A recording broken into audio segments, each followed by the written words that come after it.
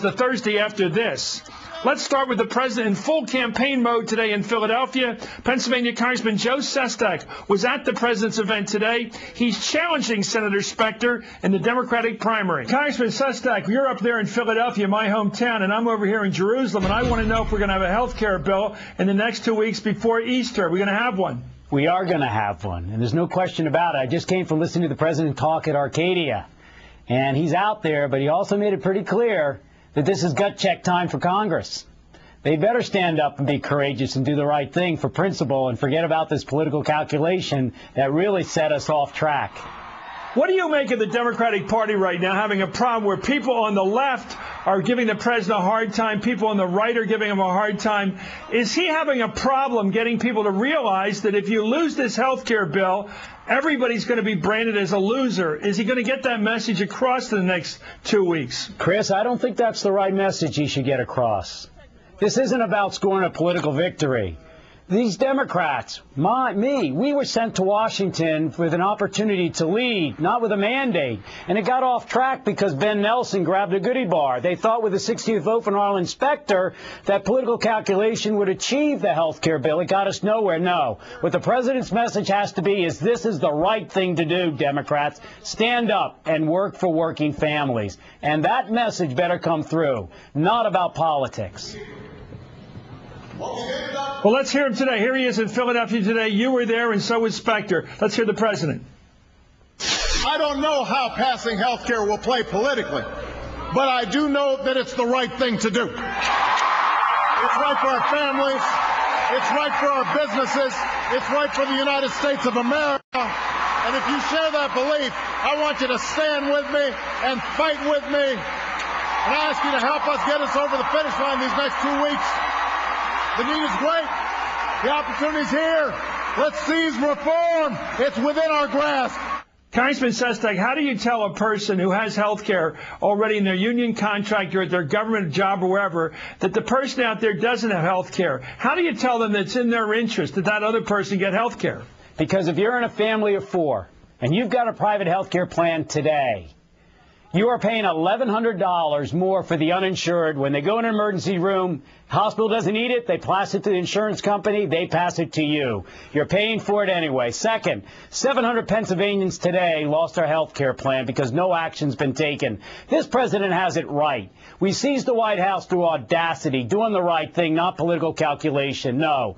If he not only had a better group of senators down there who actually would have done this for the right thing, we wouldn't be where we are today. This is, Chris, as I said, gut check time. What do we stand for? Ourselves or for people who are hurting, and therefore we're a less productive society and harder to compete with China and India? This is the right thing to do. Let's do it. I'm watching a film there of the president getting off the plane in Philadelphia there with Senator Specter walking behind him. You seem to imply a couple minutes ago that by waiting to get Specter when he joined the Democratic Party and switched over, that going for 60 votes in the Senate was almost a delusion, a grand delusion, if you will, that they should have just gone for a majority vote, and it would have been better off not having Specter become a Democrat. Oh, no, what I said was when all of a sudden a deal was made because Arlen Specter ran from his Democratic Party that he gave 2,000 votes to George Bush for, and Democrats thought we had a deal, what they did is fell into the same abyss that's always been bad about Washington, and that Massachusetts said, wait a moment, pox on both your houses. We asked for a change in policy, yes, but also a change in politics. So that deal, which got us nowhere, as he lost all his seniority, is 97th now, actually was the beginning of not being out there, as the president so wonderfully did today, about saying, this is right. And now, you Democrats, stand up. It's time for you to stand for what's needed. No. Look, it's not about walking down the plane with the president. It's about being out down there willing to lose your job over what's right for the working family. Yep, we got off track. And this president, with courageous leaders in Congress, will get us at least back on. Not as well as we could have done if we had stood strong at the beginning. Ed Kennedy, if he had been there, would have shaped this bill differently. Let's talk about the deals that were made. The Cornhusker kickback, the Louisiana Purchase. You're putting the Specter deal as one of them. You're saying that was part of the dirty deal making that led to the problems of the last months and not getting health care till now. I said it's part of that political calculation where they were in an echo chamber down there thinking you could do another deal rather than being out on the hustings in your district and explaining what's right like the president did today. Look, if there's anything I learned in the United States Navy during those 31 years, it's that as a captain, you sat down with your crew and had captain's calls and explained what was going on, let them get a cut of your jib.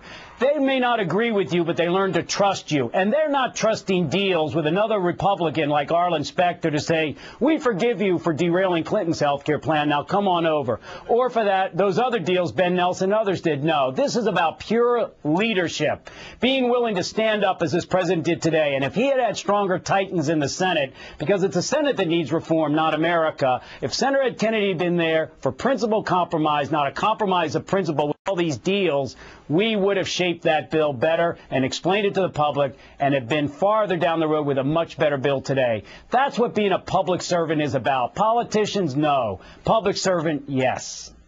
Okay, the President of the United States was in Philadelphia today with two Democrats, both running for the United States Senate from Pennsylvania. And my question to you is the kind of campaign you're fighting against Specter. He's accused you of being AWOL. He says you should have been court-martialed if you were still in the service for the number of votes you've missed in the Congress. What do you make of that language? You should be court-martialed. Then you went AWOL. Is that a smear? What would you call that kind of campaigning? Your own words, please, not mine. He has used language that has made me appear to people as though I'm a criminal, you know, and as though I'm breaking the law. And, you know, that's the kind of politics that people are saying we're tired of, that negativity. Yeah, he brought it from the Republican Party leadership, and he's doing it again as he's done it in a dishonest way for many, many times against opponents. But people aren't going to put up with that. Look, here's the deal. It's a little silly, actually, because he can't defend his 2,000 votes with George Bush, so he has to try to make it and distract attention. We all know, though, it's about right here in Philadelphia, where they lost 100,000 jobs the last 30 years, to where 50% of our youth aren't graduating from high school, and to where 66% of those uninsured are actually working and they're less productive. No. Let's go ahead, Chris. Let's talk about the policies that are needed. And that's the kind of campaign that I'm running. But I'm also saying I'm in it for conviction. I'm willing to lose my job over what's right. And, you know, just like Massachusetts showed to Washington, D.C., pox on both your houses down there. We wanted principle to triumph over politics. That's what's going to happen in good old Pennsylvania. Okay, thank you very much, U.S. Congressman Joe Sestak, who is challenging Arlen Specter for the Democratic nomination for the Senate. Let's go right now to Richard Wolff, who's all